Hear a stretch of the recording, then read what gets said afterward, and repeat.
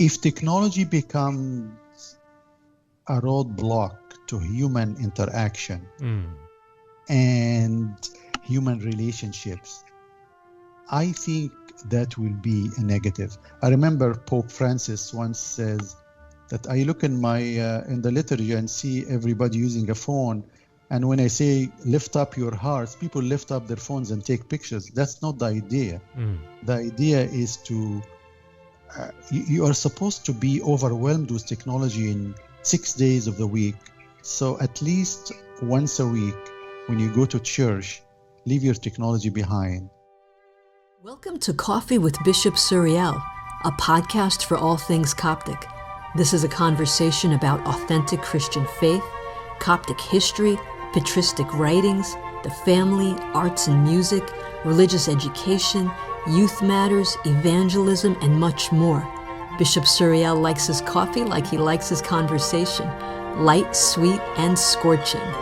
We'll be joined by an array of guests who'll share their experiences, their backgrounds, and their insights to bring about an exciting discussion, and we hope you agree. Enjoy the podcast, and please welcome our host, Bishop Suriel. As we're joined by Professor Waguih Ishak in a series titled Professor Ishak, Coptic Family Man and Visionary Technologist. We are also being joined by Nader Hanna, the founder of CopticNN.com, who will also be asking some interesting questions of Dr. Ishak. This will be part 2 of our 2-part series. Here's His Grace and our special guests. Your Grace? Irini Pasi, peace be with you. Welcome back to part 2 of our 2-part series with Professor Ishak, and we will continue our conversation today with many more interesting questions. So, what do you foresee as emerging technologies of tomorrow? For example, how do you see the future of artificial intelligence and its influence on our daily living? We see, for example, now the emerging of many electrical vehicles, and Tesla claiming that soon there will be a completely full self-driving vehicle. Do you think Elon Musk is claiming that this is going to happen by the end of this year? And all of these emerging technologies, how do you see this? In my position as a Chief Technologist at Corning, I'm keeping tabs on the mega trends.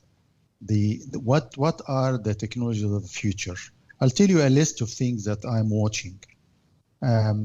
Augmented reality and virtual reality, where you wear a glass that take you to another space.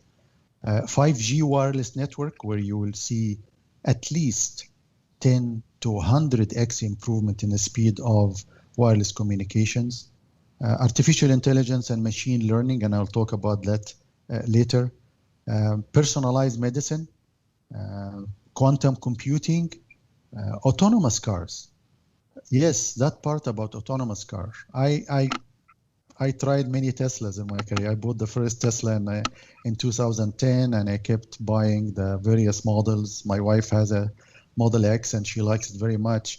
And Eddie in New Jersey has 2 Teslas, and he's enjoying the self-driving. Self-driving has like 5 different stages. The first stage is just cruise control, which is legs off, feet off. And then stage 2, where you have hands off. You don't put your hands on the accelerator. And then the next stage will be eyes off. You can actually close your eyes and the car will take you. And then the next stage is head off. You just don't have to think where you're going. That higher stage is not there yet, but you can put the Tesla and other cars on autopilot now, and it goes on the freeway, no problem at all. It's changed lanes for you. It can even read the traffic lights. Yeah. It can go to exits now. So Elon Musk was right, it's that autonomous cars will happen in the future. But when will it happen? There are things where he doesn't have control on, because the roads and the infrastructure must help him. Yes. Right now, when you ride a Tesla, you see it looks for the lines on the freeways. But what will happen if there is snow in Michigan or fog in Minnesota, and you cannot see that? So there are new techniques called LiDAR, light radar, that will allow you to do that. Will it happen? I think it will. Yeah. Electric cars, amazing. Very quiet, very efficient, good acceleration, but there is a range anxiety. I have a car that will take me 350 miles. So if I want to go to Los Angeles and visit His Grace Bishop Soriel, will I stop? How many times will I stop on the freeway? So until we have a 1,000-mile car, I think people will still be hesitant. However, in Silicon Valley, you come and see the Tesla, we call it the Silicon Valley Prius. It's just everywhere. It's just everywhere. I think he's about to make an announcement about a more powerful battery. Correct. He made an announcement already that in Fremont, in fact, looking here, where is my finger here? In that direction, the Tesla factory is working on a new battery that is supposed, as according to Elon Musk, to take you for 1 million miles on an electric car. Yeah. That is great. Now, artificial intelligence and machine learning, both are close to each other in terms of technology. We are doing it. We are using it every day. People don't know that.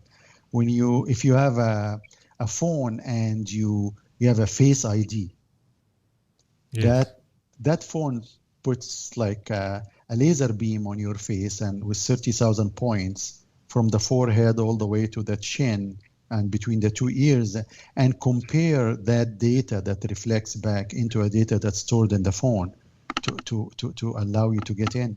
Social media, when you go, the first thing you do in your phone, most people go to Facebook and Twitter, you find that it's personalized for you. It tells you what you want to see.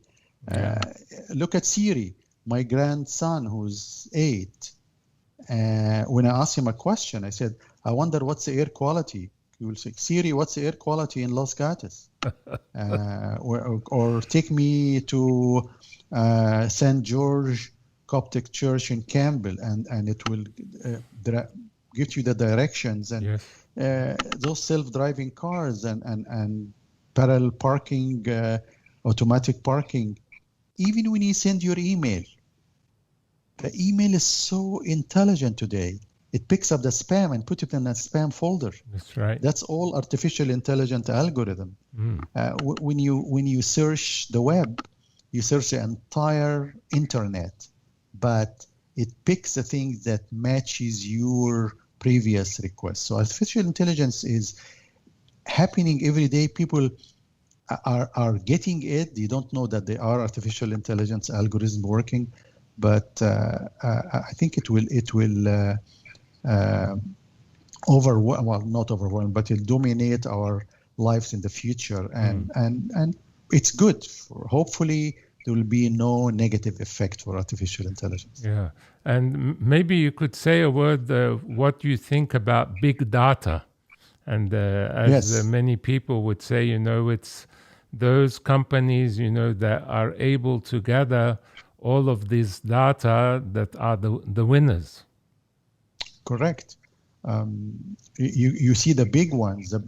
We have 6 big companies here in the biggest in Silicon Valley. You have Apple, you have Google, you have Facebook, you have Tesla Motors, you have Amazon and Samsung, and all those companies, Microsoft, all those companies realize that your data is so important. It translates into money.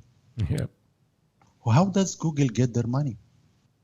What is their money come from? all those ads that you see at the bottom of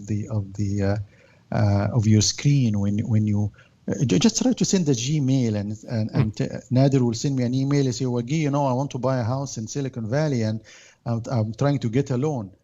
In less than 30 seconds, you will see on the sides those ads with loans coming. Now, are they spying on us? They are robotically and digitally spying on us. Yeah. How can they use this data? So far, the assumption is that they are using it wisely, but there are so many hackers who can get into it and make use of it. I believe that technology will always prevail. We cannot stop it. There are some people who say, I will never give my data to anyone. Okay, that's fine. In a few years, you will. It's life will be so digital that you have to take the risk, and you have to join the technology community. But it does bring up the concern of privacy as well. Correct. Privacy is very important. When I did my family tree, I analyzed my DNA, and many people told me, well, you are giving your DNA. You have 3 things that are unique to you: my fingerprints, my iris, and my DNA. So don't give them away. They will, insurance company will find what you have. I did that like 8 or 9 years ago. But I'm a technology guy. I want to be at the forefront. I want to be at the edge, cutting edge of science and technology. And it's going to happen soon to many people. So yes, the privacy is a big issue. The millennials and Generation Z, the new guys, they don't care too much about privacy. They just volunteer. So what are your thoughts about the church's adoption of technology? How have you seen that develop? There are pluses and minuses. I saw technology in email and management software, accounting, administration, screens inside the church that help those who cannot understand Arabic or Coptic. They see the translation in English. Those are so good. Technology was very good for us in the past 6 months when I was just telling Nader, when we were streaming the liturgy. I think that was a welcome technology for us in the past few months. But there are some negative issues.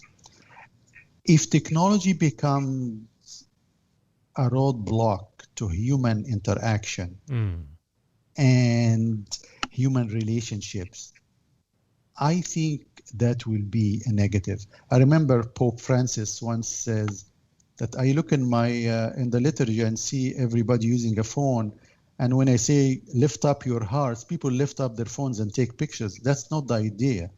The idea is to you are supposed to be overwhelmed with technology in 6 days of the week. So at least once a week, when you go to church, leave your technology behind. You don't use your phone in the church the wrong way.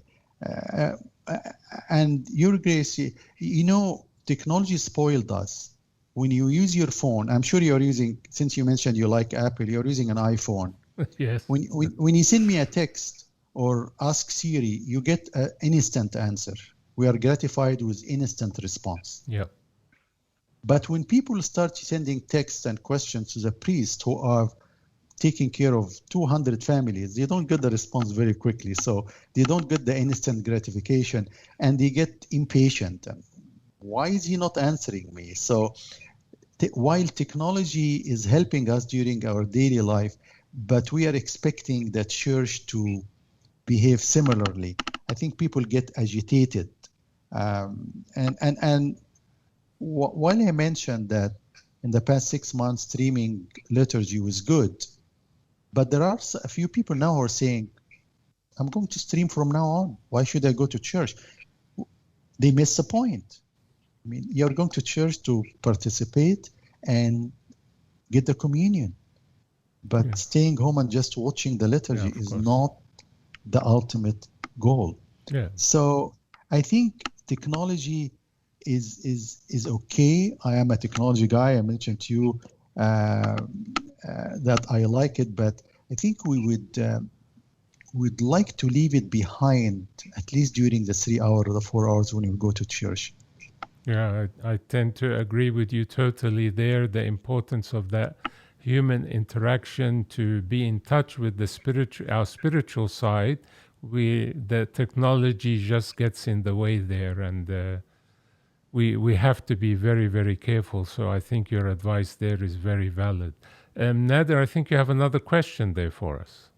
Indeed, Sayyidna. Thank you.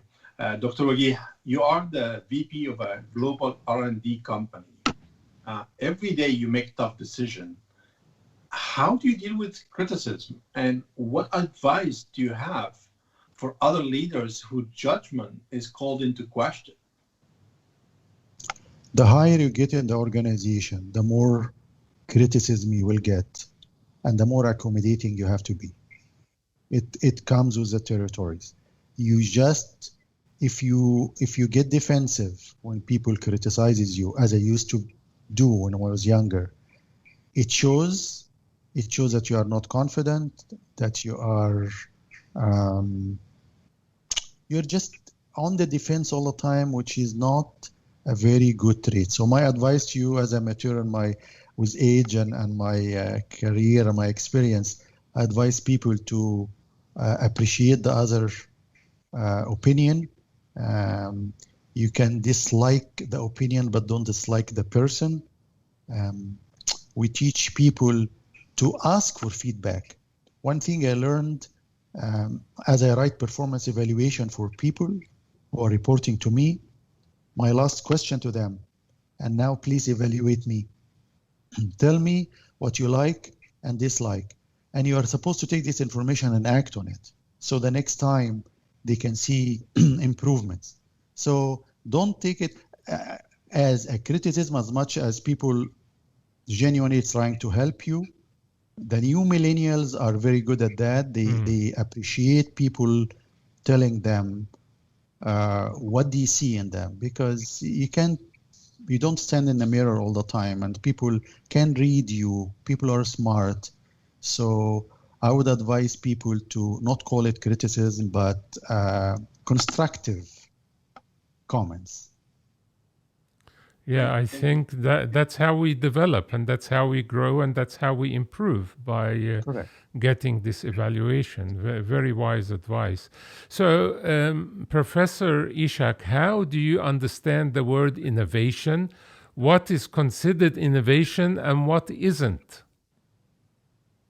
So innovation is a term that being very widely used now, especially in the last 10, 15 years, and it's almost losing its meaning now. But it was intended to mean invention plus implementation.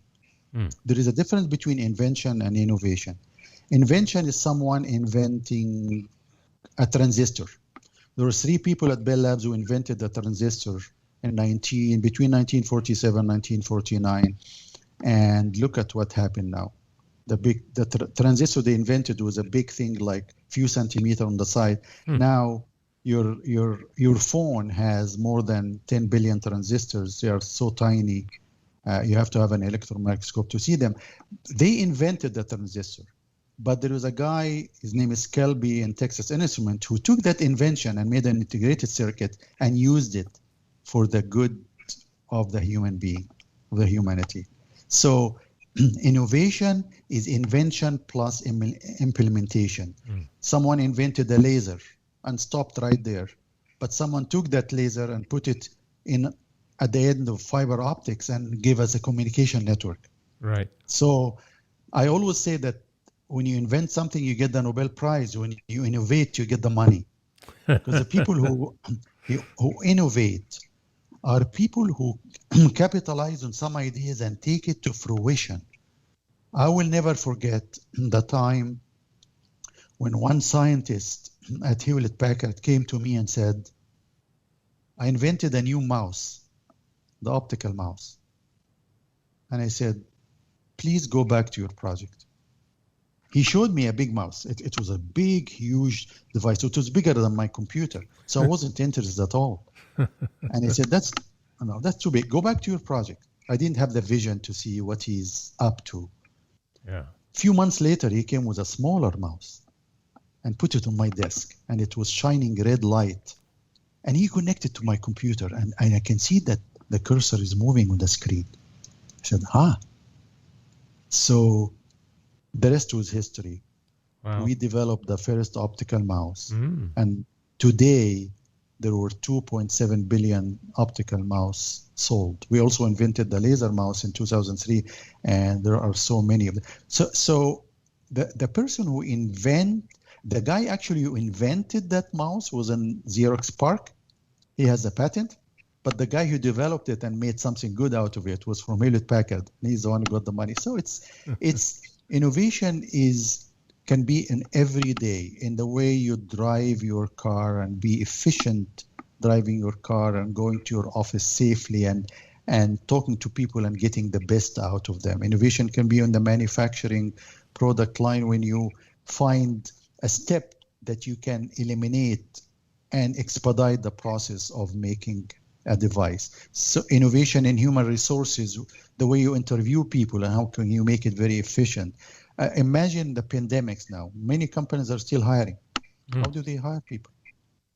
Yeah, virtually, online, right? Virtual, yeah. But finding their demeanor, their facial expression, their passion, their knowledge, their creativity, the speed of thinking, all of those you can get on by training yourself. That is innovation. So innovation is with us. It's becoming, as I said, it's becoming a word that everybody is using, which is good because we are applying innovation everywhere. But I want to make the distinction between innovation and invention. Yes.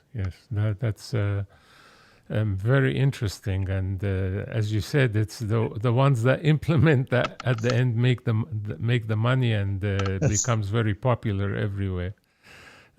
So you have 7 patents, tens and tens of presentations, contributed journal publications, and several book chapters. Just too many to list here.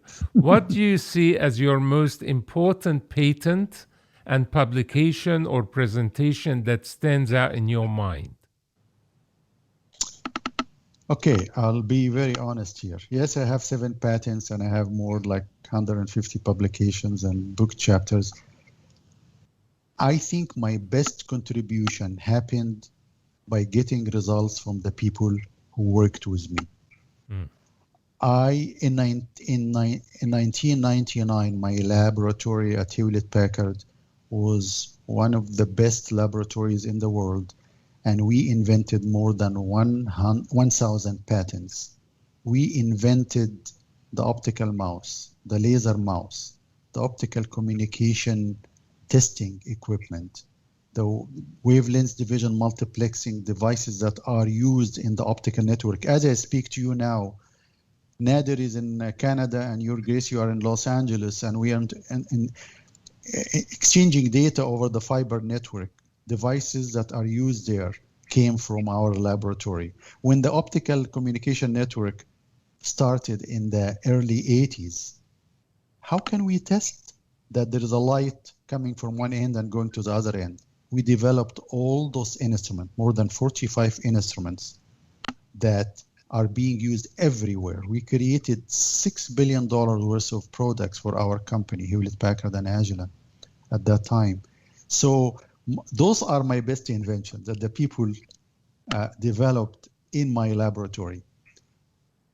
Again, to be honest, I have 7 patents, and maybe one of them was used to develop a device that's called magnetostatic wave device, but it was used for a couple of years and then stopped. It wasn't used anywhere else. So while I have some patents, they are not very active now, but my publications in the area of optics and fiber optics and surface acoustic wave devices have seen the light, and they are in actual products that I'm really proud of. Whenever I go and visit a company and I go to their labs, I look at the instruments. Oh, here is the 8703 network analyzer. I worked on that. My people developed that. And the devices inside I touched before they came into a product. So that's what gave me more energy and more motivation to keep inventing. Yeah, and certainly you have been a great inspiration for many of those that have worked under you. Nader, I think you have another question for us. Indeed, Sayyidna. Dr. Waguih, this is a very fascinating conversation. But it stopped me at the point where you said getting results and how you combine it with people. So please allow me to ask you this. What advice can you give to people about making sound career choices? When I talk to youth and people who just graduated, and I see that they are anxious to join a startup or starting their own company, I say, okay, if you want to do that, do it early in your career. So when you are young, you are vibrant, your memory cells are all intact, the speed of your processor is working very well, very fast. Do it now. Don't wait until you reach 50 or 60. That's one advice. But the other advice I give to people, I told them that the story when I started my first job on December 1st of 1978 at Hewlett-Packard. My boss, the guy who hired me, called me to his office. And he said, okay, you finished your PhD, now you are here with us. I'll give you 3 advice. Number 1, don't use your phone to call people. Walk around. Okay. I said, why? He said, when you walk around, you meet more people and you form a network. This is very important for you. I said, okay. Number 2, he said, be very positive. We have great environment here. The world is doing great. Being negative is very contagious. It demotivates people. Just be positive and smile and be pleasant. I said, okay. I didn't really understand what he was trying to say. And then the third advice he gave me, he said, you know what? If you wake up one morning and you don't want to come to work, change jobs. I don't want people who don't like their jobs. So imagine in your first day at work, your boss is telling you, if you wake up and you don't want to come to work, change jobs. So I actually took those 3 advices and dwelled on them. And I said, he's very smart. Yes.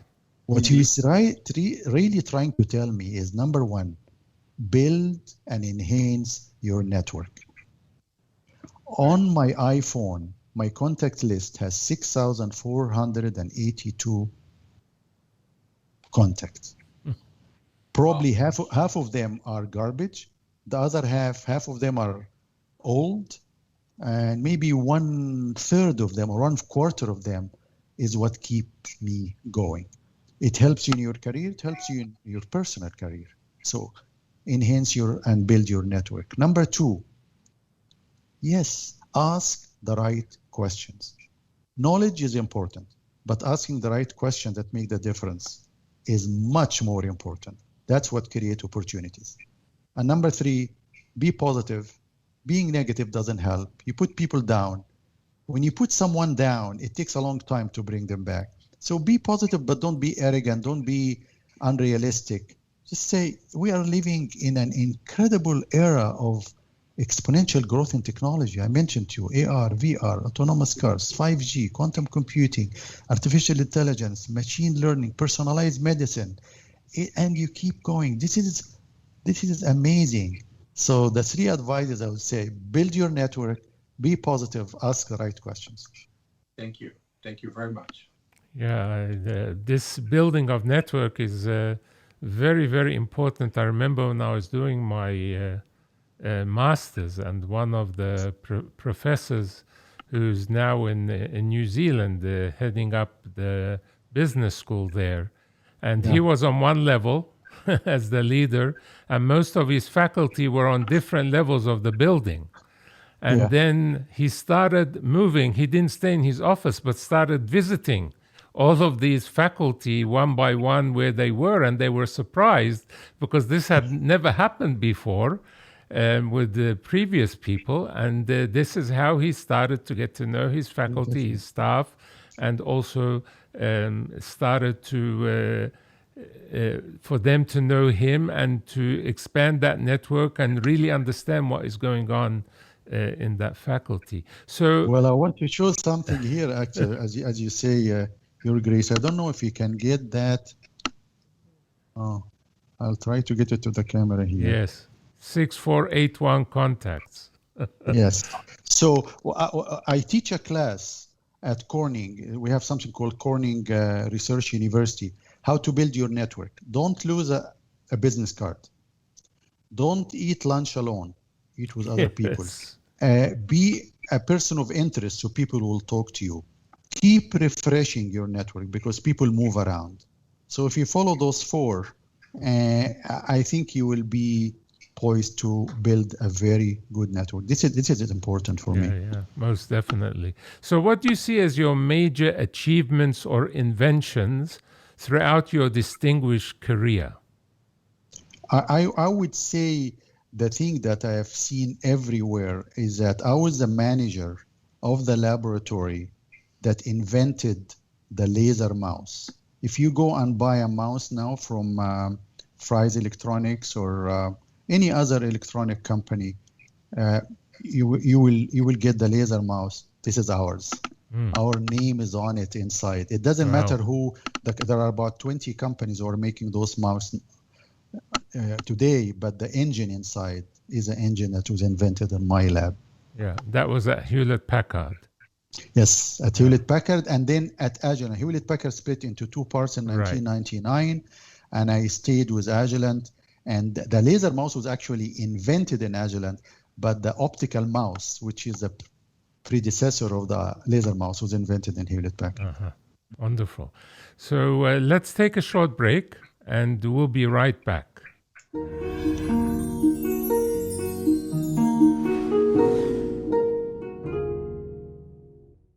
So now we're going to change our questions to more about the Coptic community and also about your family tree. So how have you reflected on your journey as a Copt in North America?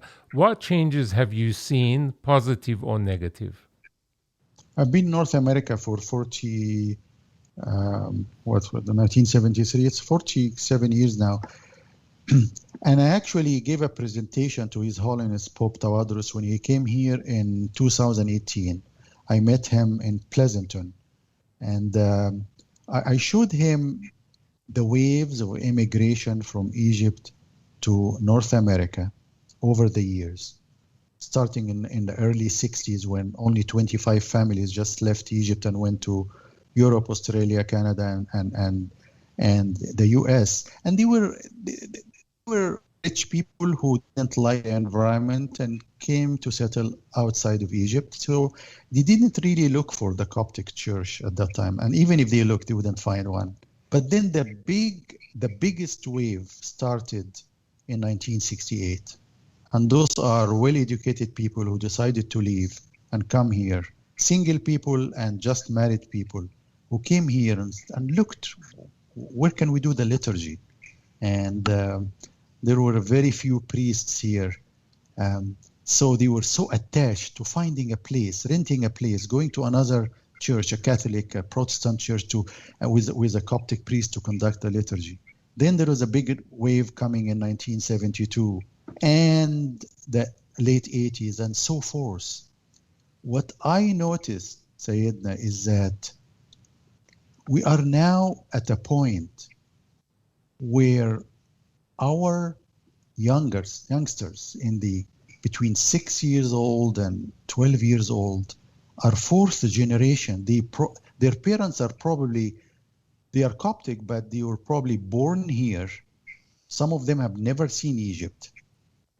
And they are not like us when we moved here and we were entrenched in the Egyptian culture, the Coptic culture in Egypt, and we tolerated anything just to attend the liturgy. Today's generation are different. Sometimes I look at them at the liturgy when the liturgy is 70% in a language they do not understand, and they wonder. And once we switch to English, they chant the hymns. So I am afraid that we are approaching an era that most of the people attending the church will be people who have never been to Egypt and their parents have never been to Egypt.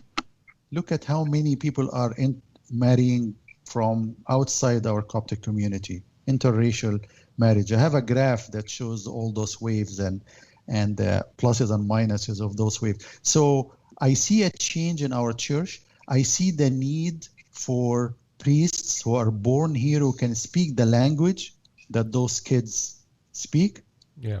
I see the need for our church to accommodate them, not change our fundamentals at all. I'm not expecting any of those guys to come to our priest and say, oh, well, can you just give me the body? I don't want the blood. It won't happen, and we'll not tolerate that. Can you avoid saying the Coptic creed? No, this is not it. But can you please, I love the Coptic tune, but can you speak in English so I can understand what you are saying? What is Taskivalas imon to Kereo Eklenati? We tell them that this is Coptic. It's actually Greek.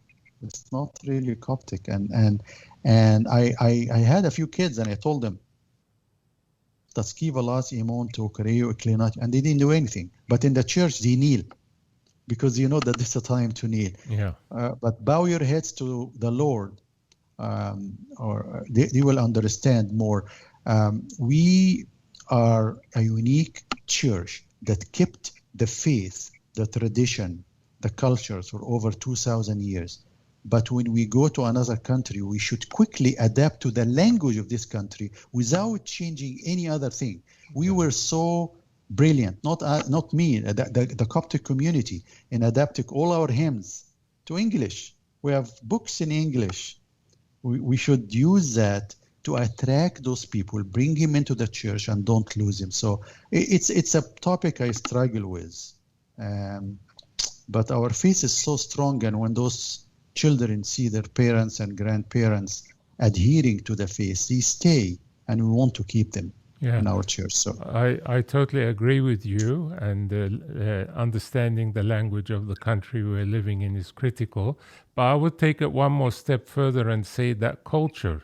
You need priests that also have grown up here, that understand the culture. You know, you could bring a priest from Egypt that may know English, quite well, but doesn't understand, American or North American culture or Western culture and how people live here and how things are done here.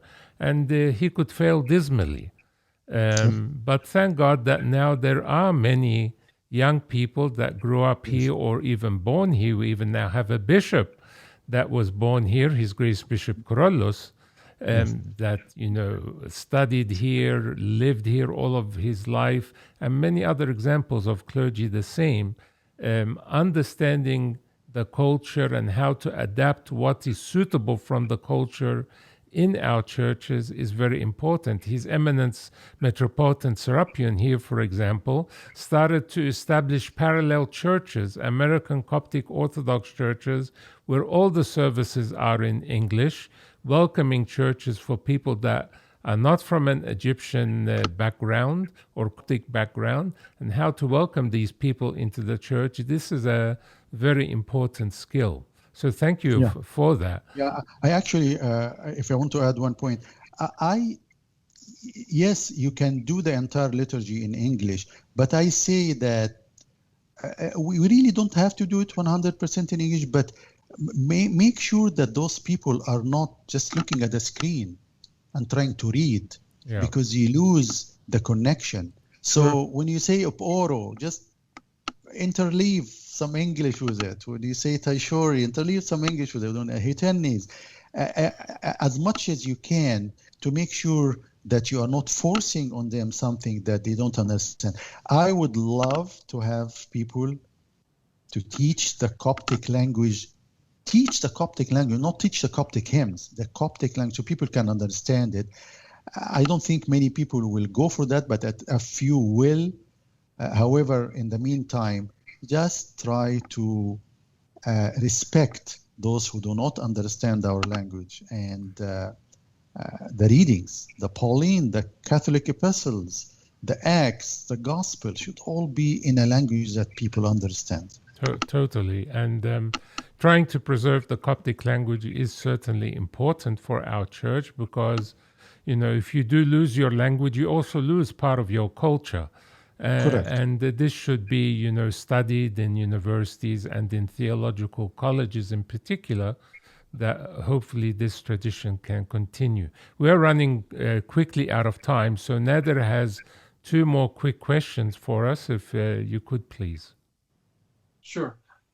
Well, I'm going to switch gear a little bit here for a second and bring in a family story. Dr. Waguih, I know this is a very fascinating story, so I'll let you tell it. Could you please tell us about the time with your son Eddie, who asked you about an assignment he had to do at school? Tell us more about that. I know it's a fascinating story. Yeah, I remember many years ago, Eddie came to me and said that the teacher is taking them to a computer lab to trace their families. You put your last name and you find a lot of information about your family. I think he did, but he couldn't find anything because there is no database for the Middle Eastern community. So he came to me and said, can you tell me more about the family? And I actually told him, I don't know much about it, but I do remember that my father gave me a piece of paper with 12 names of all his brothers, his father, the people that, some of the people I haven't met, and he wrote their names. And I got very interested in it. So I didn't know how to start. I went into, there was no Google at that time. It was, I think, there was a Netscape, and you just go and try to search. And I found a software. It's called Legacy for PCs. At that time, I was 100% on a PC, not a Mac. And I found the software. I downloaded it, and it was so easy. Put your name, add a picture. Are you married? Your wife. You have children? Add the children. Your father. And suddenly I see 100 people on the tree. Wow. Said, wow. That was in 1997. So I said, okay, I'm going to start looking for more people. I used to go to Egypt on a Wednesday, arrived there on a Thursday. I stayed at the hotel at the airport. I have many families waiting for me. I meet with them for 1 hour slot. Tell me your story. Taking pictures, writing names, their birth dates, and stories about them. And I come back on Saturday. I did that about 18 times. And the tree grew to become about 400, 500. And I took it upon myself. It took about 3 years. I analyzed my DNA. They couldn't find any relatives. Today, I have a list of 470 people. 11 of them are on the tree, but the rest are fourth and fifth cousins, which are very difficult to trace. But it is the idea of going and traveling. I went to Europe, and I went to many states in the U.S., to Michigan, to Florida, to find people, to Canada. And today, I have 1,605 people on the tree. With their pictures and stories about them, videos, and it's just a very comprehensive tree. It never stops. People are born, people pass away, people get married, people want to change their picture. So I gave it to Eddie and Andrew. I said, it's all yours now. I wrote a book, and I passed it to many of the cousins. And I found some surprises, but I didn't find really big surprises. I didn't find any pirates or presidents or any.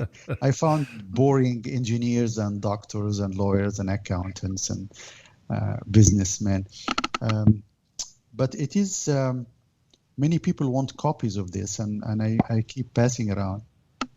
Yeah, I think you should publish it. You should try to publish, even if, it's self-published. It would be interesting for also other families to maybe, begin discovering their family tree. Yeah, people are doing it. Yeah. People are doing it. And I know that Ancestry.com and 23andMe are going to map the Middle East. They believe that in 2025, they will have about 7 million plus database for the Middle East. And that will be great because it will help us. Oh, because I remember the teacher, when she talked to Eddie, she said, let's go and trace our families. And I think you can trace your family to Tutankhamun. And that's hard. We don't have any data before 1870. I was able to go back Waguih, Shafi, Ishaq, Olta, Melik Hawash. Hawash is an Abnub al-Hammam and part of Asyut in Egypt. And he was I have the tree on my phone, so I can tell you that he was born. Could you show us the tree, even just a small? Yeah, this is how it starts. When you have the tree, you see you see the husband, the wife, the parents, and the grandparents, and the kids. Awesome. Yeah, we'll put an image on the screen once we edit. Yeah. Sayyidina knows those people. Yes. So that's Eddie and Irina. And you keep going. Like if you go here is my father and my mother. Yeah. And in each one of them, if you go to my father, for instance, you see old pictures and videos about him. Yes. When he was in the Air Force, when he got married. And then you go to my grandfather. Look at my grandfather and my grandmother. Wow. And you found those pictures? Yeah, I found that. I went to Maslahat al-Ta'bi'a wal-Ihsa in Egypt, and I got the pictures and the birth certificate. Really? Yeah. So here is Hawash, who was born, no pictures, but he was born in 1780. Awesome, Dr. Waguih. This is something. So we'll put up that. I have an image of that family tree that you had sent me. So we'll put it up, and it may encourage more people to look more deeply into the family tree. Yeah, that would be wonderful. So what a fascinating conversation we have had with Professor Waguih Ishak. And thank you also to Nader for your interesting questions. And we'll be right back to conclude, and I would like to leave you with a question and a prayer. Thank you, Sayyid.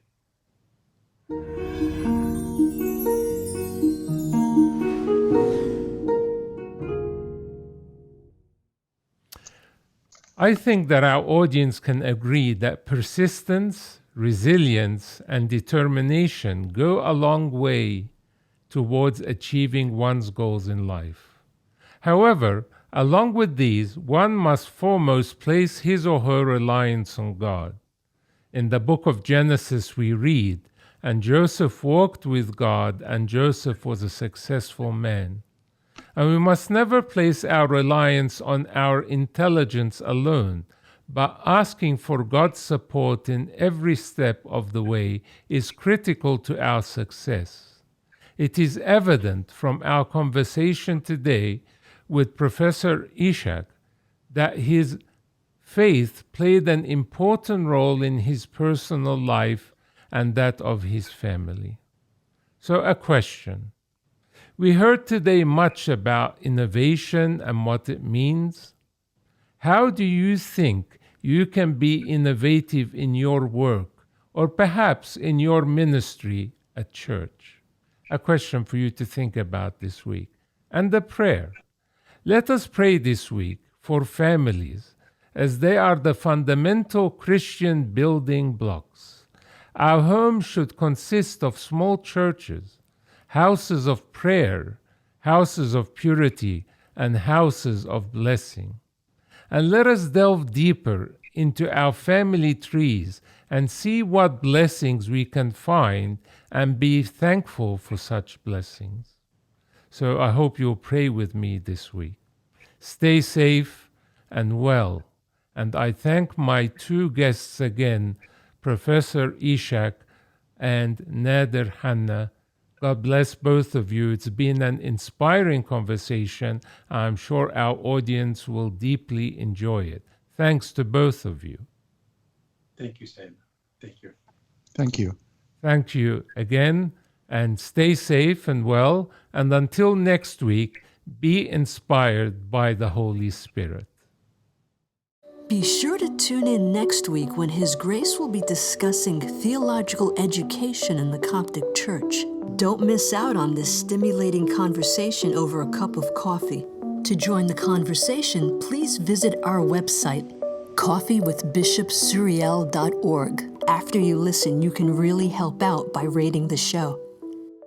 Thank you for listening to Coffee with Bishop Suriel, a podcast for all things Coptic. To join the conversation, please visit our website, coffeewithbishopsuriel.org. And always remember, the best way to start any morning is with God and a cup of coffee.